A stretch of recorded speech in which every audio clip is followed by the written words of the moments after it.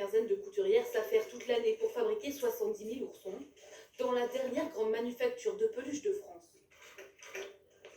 Oui, on est fiers quand même de pouvoir garder ce savoir-faire, car les personnes, quand ils viennent acheter un ours français, voilà, ils se sentent en sécurité, ils savent qu'il y a la qualité et que l'ours, il peut durer dans le temps.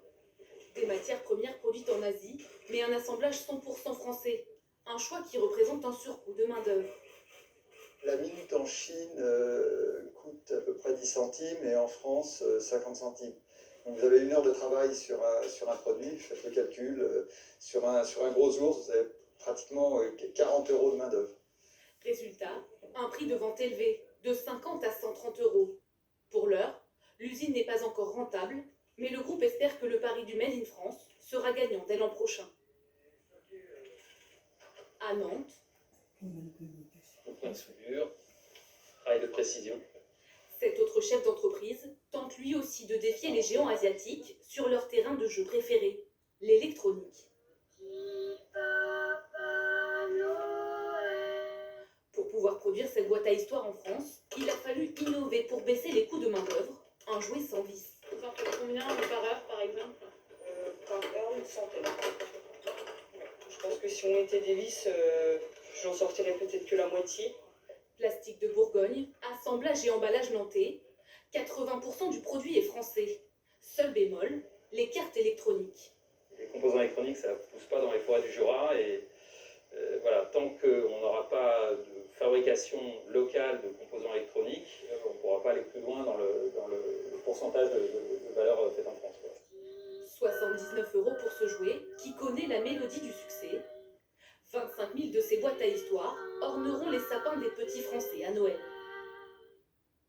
On vous emmène à présent à la découverte d'un paradis encore inexploré. C'est un trésor sous-marin situé dans la péninsule du Yucatan, les cénotes au Mexique. Ce sont des puits sacrés pour les Mayas dans lesquels plongent des explorateurs, faisant, vous allez le voir parfois, des découvertes de trésors très éloignés. Reportage Loïc Delamornay et Thomas Gros. Pour les Mayas, il y avait le ciel et la terre, bien sûr. Mais sous cette jungle mexicaine, il y avait un troisième univers.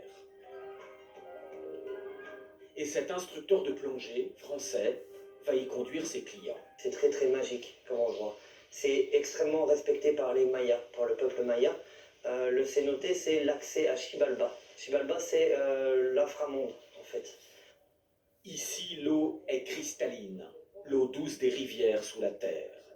Avec un brevet de plongée, les touristes peuvent avoir un frisson d'exploration dans cet inframonde. Lionel Ouzo nous emmène dans un labyrinthe sous-marin et nous fait ressortir dans une grotte à l'air libre peuplée de chauves-souris. On a 82 km de grotte. C'est un petit paradis. C'est vraiment un paradis sous la terre. Un paradis sous la terre. C'est une connexion avec la mère nature. Même sans bouteille, avec seulement un masque et un tuba, les visiteurs sont bluffés. C'était complètement dingue. Ah oui, à faire une fois dans sa vie. Et savoir qu'il y a tout ce mystère dans l'eau, on ne sait pas tout ce qu'il y a là-dessous.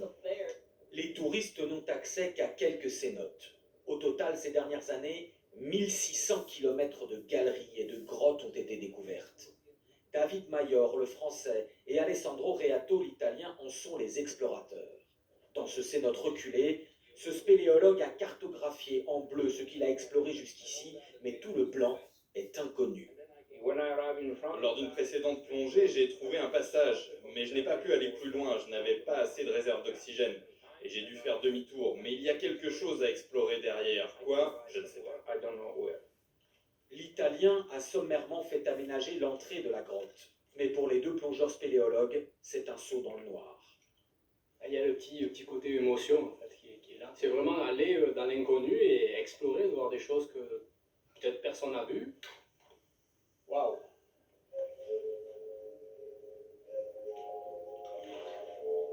Explorer ce réseau aquatique souterrain est périlleux.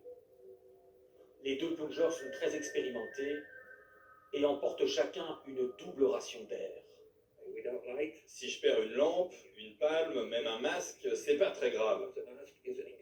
Mais sans air, je meurs. L'air, c'est vraiment le plus important. Les scientifiques pensent qu'on ne connaît qu'une petite partie de ce qui existe sous la jungle du Yucatan.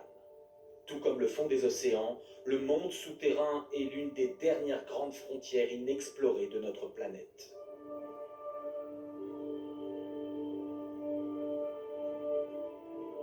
Alessandro Reato arrive au point où il avait dû faire demi-tour. Cette fois-ci, il glisse ses bouteilles entre ses stalactites et se faufile dans l'inconnu. Mètre par mètre, les deux spéléologues installent un fil d'Ariane, vital pour retrouver la sortie. Aucun être humain n'a visité ces lieux avant eux. Mais les deux plongeurs font une découverte, ces empreintes d'animaux. Elles ont sans doute des dizaines de milliers d'années, à une époque préhistorique où ces grottes n'étaient pas inondées. Après 1h15 d'exploration, les deux spéléologues émergent ravis. C'était au-delà de mes espérances. Quand on plonge dans les cénotes, dans les grottes et qu'on rencontre ces traces d'animaux, ouais, c'est une remontée dans le temps. On voit des empreintes qui n'ont pas bougé. Si j'y mets ma main dessus, ça disparaît. Des traces de vie du passé, mais aussi des formes de vie nouvelles qui fascinent les explorateurs. Il y a une espèce de poisson tout blanc. C'est le noir complet là-dessous. Il est aveugle, mais il a développé différents organes pour se déplacer dans ces grottes. Il nage sans voir et pourtant il ne percute jamais les rochers. Le résultat de leurs explorations, ils vont le transmettre à des scientifiques, comme l'archéologue plongeur Guillermo de Anda. Ce Mexicain a eu la vocation en lisant enfant Le Voyage au centre de la Terre de Jules Verne. Ensemble, ils ont trouvé dans certaines grottes des crânes humains et quantité d'objets de la civilisation maya. Ici, on a trouvé un couteau, là, des ossements humains, puis des ossements d'animaux. Donc on pense que c'était un lieu de cérémonie et de sacrifice. La civilisation maya était très avancée en mathématiques et en architecture. Les archéologues ont découvert que les temples les plus célèbres, comme la pyramide de Chichen Itza, étaient bâtis exprès au-dessus des cénotes. Les Mayas connaissaient et utilisaient ces grottes, dont certaines n'étaient pas inondées il y a 1000 ans. Les Mayas ont construit des choses là-dessous. Alors je crois fermement qu'on va bientôt faire des découvertes encore plus intéressantes dans ce réseau de grottes. Peut-être des cités englouties. L'inframonde du Yucatan n'a pas fini de fasciner les passionnés de mystère.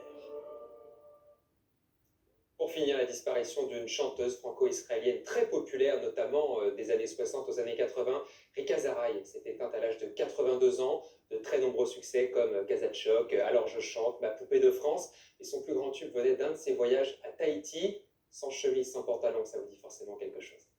Sans chemise, sans pantalon, à quoi bon vous aider au cri, et vous chanterez aussi, sans chemise, sans pantalon. Ce soir, commencez, sans chemise, sans pantalon. Ce soir, commencez, sans chemise, sans pantalon. Voilà pour la disparition de Rika Zaraï à l'âge de 82 ans. Dans un instant, le journal météo de Chloé Nabédian, votre feuilleton à si grand soleil, puis vous retrouvez Nagui pour un N'oubliez pas les paroles spéciales enfants. Et ne manquez pas sur France 3, hommage à Claude Brasseur avec Un éléphant, ça trompe énormément, à 21h05 également. Demain l'info, 6h télématin, 13h Nathanaël de Rinxan. Passez une très belle soirée sur France 2 et à demain 20h.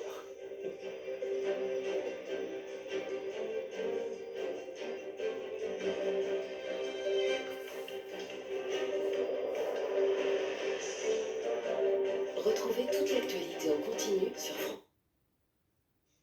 Est-ce que vous ne pensez pas que cet homme avait préparé son coup? Apparemment, si vous voulez, c'est quelqu'un qui avait préparé au moins d'exécuter les intervenants qui allaient venir après l'appel de sa femme. Donc c'est complètement incompréhensible. Pourquoi en vouloir aux gendarmes alors qu'en fait il avait un conflit familial? Les gendarmes, quand ils interviennent sur des situations comme ça, c'est pour essayer d'apaiser les gens. S'il y a des gens qui ont été malmenés, de les extraire et puis de faire la procédure. Mais il arrive jamais qu'on est face à une situation comme ça et que ça se termine dans un bain de sang. Soit ce monsieur était malade, et il n'avait pas été détecté, soit il voulait en finir, c'était une forme de suicide, parce que amener le combat qu'il a mené, il peut bien se douter que ça allait se terminer également dans le sang pour lui, puisque les gendarmes ont riposté et que de toute façon, à un moment ou à un autre, il allait être neutralisé. Jacques Morel, ce qui est aussi très surprenant, c'est à quel point il était bien équipé. Fusil d'assaut américain R15, pistolet Glock, il pratiquait le tir sportif. Est-ce que c'est ce statut qui lui permettait d'avoir ce genre d'arme? Pas du tout. Un tireur sportif, si vous voulez, il a des armes, c'est très encadré. Hein. Il faut être affilié à la Fédération française de tir. Vous êtes obligé de demander une autorisation au préfet. On vous accorde certains types d'armes qui sont répertoriées. Et là, en tout état de cause, vous n'avez pas le droit de détenir des armes de guerre. Il avait une arme automatique qui était une arme de guerre. Il ne pouvait pas la détenir dans le cadre d'activités sportives. Et il avait un stock de munitions, puisque le procureur parle d'une scène de guerre, il avait un stock de munitions qui n'est pas non plus en rapport avec ce qu'un tireur sportif peut détenir. L'enquête dira beaucoup de choses, comme l'a expliqué le procureur de la République, évidemment, mais apparemment, c'était pas la première fois qu'il y avait des problèmes conjugaux et de violences conjugales. Il n'a pas pu être repéré avant Apparemment, il n'y avait jamais eu de problème de violence avec sa nouvelle compagne. C'est des histoires contentieux avec son ex-compagne. Voilà, apparemment autour de la garde d'un enfant, si j'ai bien compris, il se refusait à payer la pension alimentaire, il se plaignait de ne pas avoir le droit de visite. Bon, malheureusement, c'est un peu courant, si vous voulez, comme différent quand des gens se séparent. Bon, ce que je ne sais pas, c'est s'il avait déjà exercé, en dehors de menaces, s'il avait exercé des violences physiques sur son épouse précédente. Ça n'a pas été dit. C'est l'enquête donc qu'il établira. Merci Jacques Morel de nous avoir apporté votre éclairage. Ziad Takieddine réitère sa rétractation dans l'affaire du présumé financement libyen de la campagne présidentielle de 2007 sur la faute de documents que BFM TV et Paris Match se sont procurés. Il dédouane Nicolas Sarkozy. L'homme d'affaires affirme que le juge Tourner lui a fait comprendre que s'il accusait Nicolas Sarkozy, ses biens confisqués lui seraient restitués. Anthony Legault. Ziad Takieddine persiste et signe. Il apparaît sur cette photo avec un document de 14 pages qu'il a envoyé à la justice française. Il confirme sa version dans l'affaire du financement libyen de la campagne présidentielle de Nicolas Sarkozy en 2007. Je n'ai jamais remis d'argent à M. Sarkozy, ni au ministère de l'Intérieur, ni à la présidence de la République, ni ailleurs. Il avait pourtant affirmé le contraire pendant près de 8 ans. Par écrit, il maintient cette nouvelle version défendue une première fois dans un entretien diffusé le 11 novembre dernier. M. Sarkozy n'a pas eu un financement libyen pour la campagne présidentielle, ni M. Kadhafi ne pouvait le faire parce qu'il ne le faisait jamais. Il assure en revanche qu'il a bien versé de l'argent à Claude Guéant en échange d'un contrat passé selon lui entre les gouvernements libyens et français. Dans ce document, Ziad Takieddine répond à 28 questions posées par son avocat libanais. Il affirme à nouveau avoir été manipulé par le juge Tourner pour incriminer Nicolas Sarkozy. Les juges m'avaient fait des promesses en échange de déclarations ironiques et à charge contre M. Nicolas Sarkozy, et j'ai accepté. J'ai rencontré le juge Serge Tourner 3 fois en off. Je dis bien en off. Le parquet national financier avait formellement démenti la nouvelle version de l'homme d'affaires. Mais cette nouvelle déclaration écrite, certifiée par un notaire de Beyrouth, a-t-elle pour autant une valeur? C'était assez intéressant le reportage que j'ai regardé qui traitait la question de l'immigration. S'il veut répondre au juge, La question de l'immigration, donc de population du Brésil jusqu'au Canada, et notamment l'histoire d'une traversée d'une famille. Et je trouve que c'était assez intéressant de voir ce parcours. Et puis, quelle foi, elle s'appelait Rosette, elle a une grande foi. Une famille courageuse, hein. Ils ont traversé la jungle, ils ont traversé les eaux. Voilà. Oui, alors il a perdu évidemment toute ce qui est embêtant, et ce que disait un des militaires,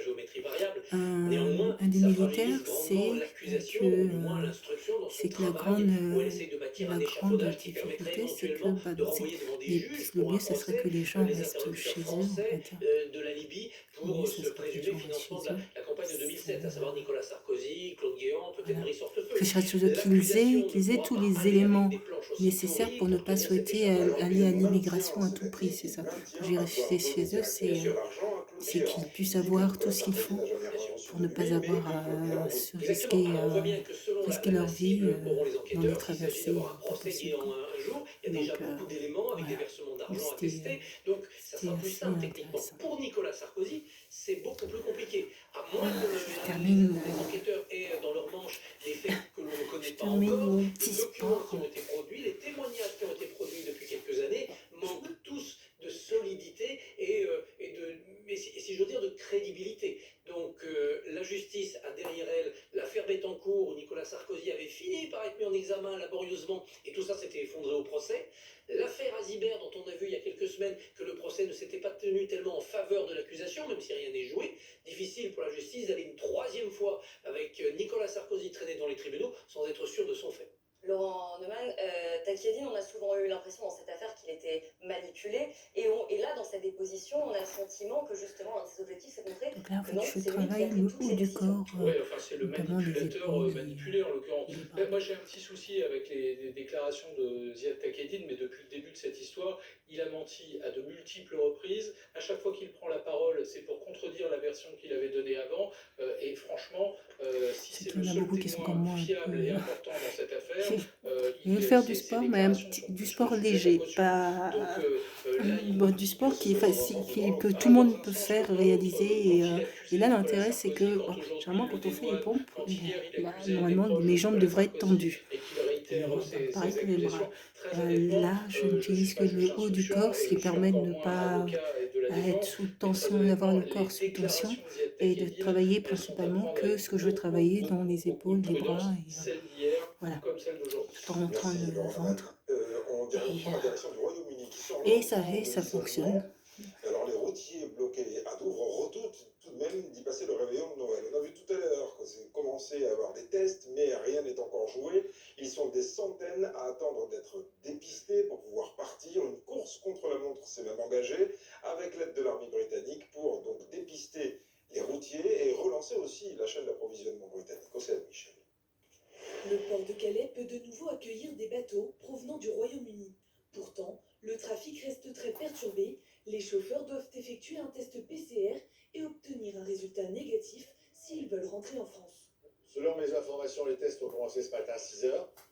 Donc, entre le moment où il faut faire les tests, il faut le résultat des tests et organiser le chargement des ferries, il faut à peu près une journée pour pouvoir rapatrier au minimum 3500 à 4000 camions sur le port de Calais.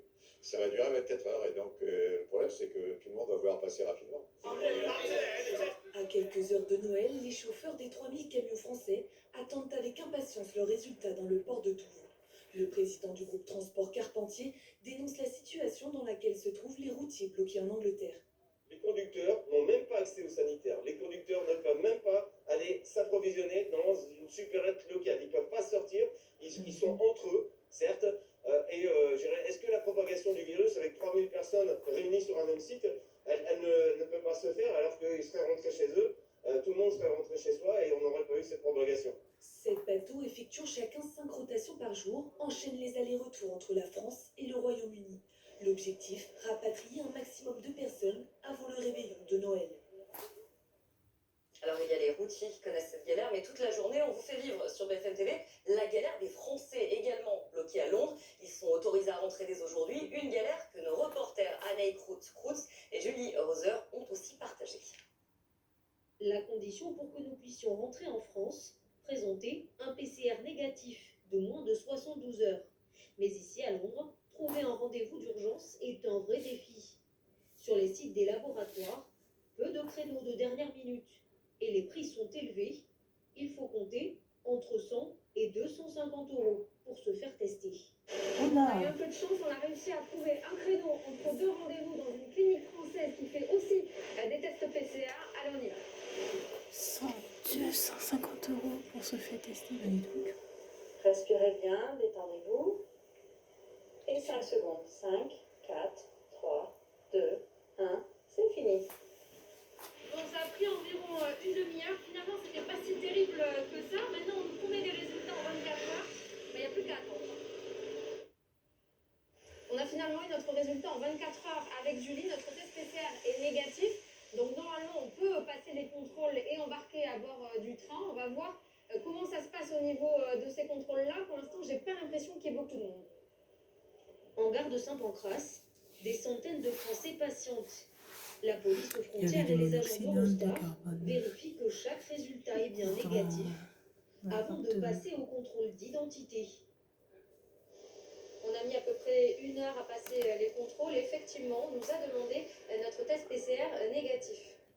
À l'intérieur, de nombreux sièges sont vides. Selon Eurostar, 300 personnes à bord, soit la moitié de la capacité d'un train.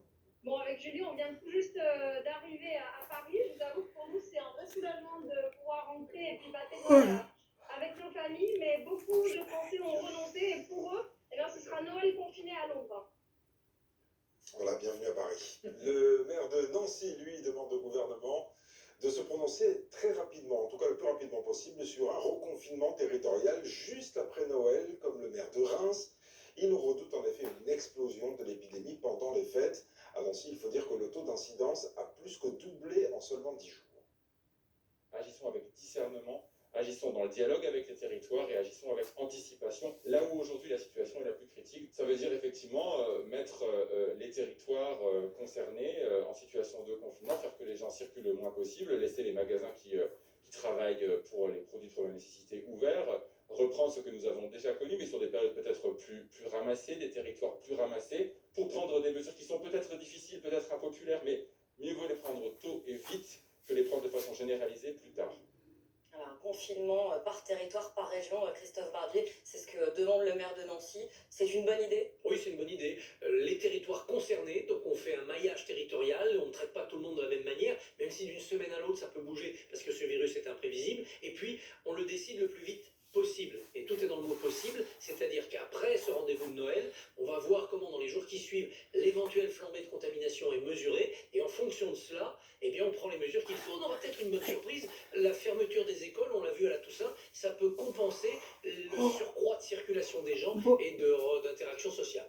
Il y a deux écoles. C'est la pièce en l'air, quoi. On attend une bonne surprise, quoi. Oui, mais il y a deux écoles. Hein. Quand vous interrogez les médecins, ils sont très partagés sur les propositions du maire de Nancy ou du maire de Reims. Je me suis entretenu ce matin avec Djilali Hanan, qui est le chef de service réanimation de l'hôpital de Garches. Il dit oui, ils ont raison, il faut le faire et vite. Et c'est à cette seule condition qu'on pourra peut-être sauver la date du 20 janvier. Mais vous avez à l'inverse Gilles Pialou, qui est le chef des maladies infectieuses de l'hôpital Tenon, qui dit attendez, on vient de mettre en place un couvre-feu. Attendons de savoir si ce couvre-feu porte ses fruits avant déjà de changer de stratégie. Et puis, quand on y réfléchit, quand on regarde la carte de la contamination sur l'ensemble du territoire, on voit bien que c'est rouge écarlate dans le Grand Est. Mais pardon, les 2/3 de la France sont en zone rouge quand même. Le virus circule, 15 000 contaminations par jour. Ce qui veut donc dire, si on ajoutait tous ceux qui sont asymptomatiques, qui ne vont pas se faire dépister, vous pouvez doubler le chiffre, peut-être le tripler même. Donc ça veut dire que le virus circule partout. Un confinement local, peut-être, ça ferait sans doute plaisir à la Bretagne, qui est pour le moment épargnée par cette vague de contamination. Mais la vérité, c'est que quand le virus circule partout, en France et en Europe, il faudrait peut-être prendre des mesures qui s'appliquent à tout le monde au même moment. Et c'est ça peut-être la clé. Eh bien, vous parlez des chiffres, on les a. Les chiffres pour ces dernières 24 heures, 14 929 nouveaux cas de contamination, 276 décès à l'hôpital et 200 nouvelles admissions en service de réanimation au niveau de la France. Merci à tous les deux. Et tout de suite, la météo. Du nord à la Provence.